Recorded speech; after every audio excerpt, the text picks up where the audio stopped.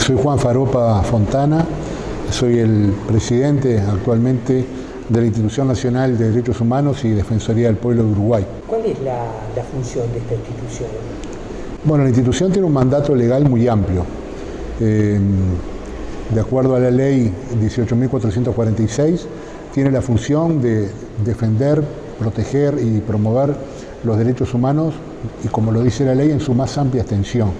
Por lo tanto, el mandato legal incluye a todos los derechos humanos, tanto los derechos civiles y políticos, como los sociales, económicos, culturales y ambientales, los derechos de solidaridad, los temas que tienen que ver con las nuevas generaciones de derechos, como por ejemplo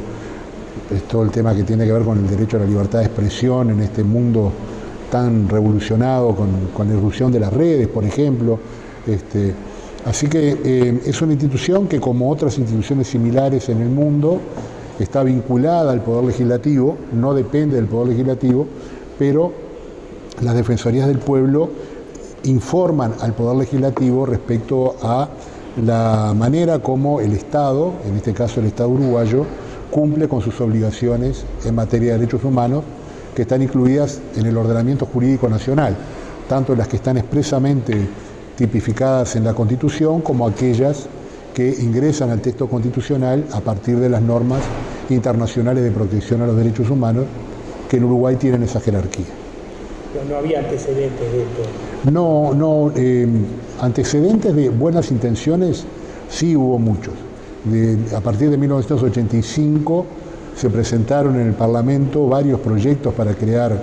una Defensoría del Pueblo en Uruguay. No tuvieron las mayorías necesarias para tratarse y aprobarse. Evidentemente eso respondía a algo que todavía está muy presente hoy en Uruguay, y es que hay muchos sectores del sistema político y sectores de la sociedad uruguaya en general que siguen pensando que en Uruguay los derechos humanos son solamente una referencia a lo que sucedió durante el terrorismo de Estado. Entonces, evidentemente,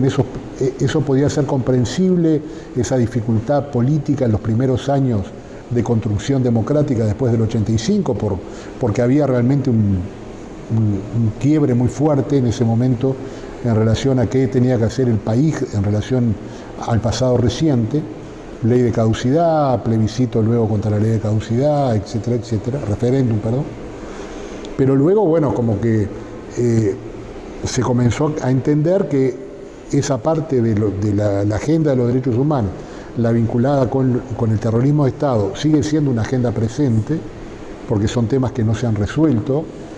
todavía quedan muchas cosas abiertas, muchas respuestas para dar, pero que la agenda de derechos humanos en el país es mucho más amplia.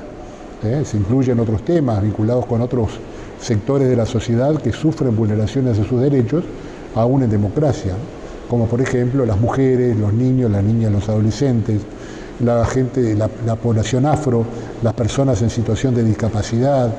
los temas que tienen que ver con el derecho a la salud, el derecho al medio ambiente, a partir de las transformaciones que se han dado en la matriz productiva del país en los últimos años, ¿no? La producción agropecuaria extensiva que tiene que ver muchas veces con el uso de determinados productos que causan daños al medio ambiente, el manejo de las costas, el manejo del espacio público. Es decir, la agenda de la institución es muy amplia, pero evidentemente se trata de un mecanismo de contralor dentro de los que se conocen en la doctrina a nivel internacional como nuevos mecanismos de contralor que se incorporan en la región, en América Latina, en los últimos 30 años y que justamente tienen como función establecer límites para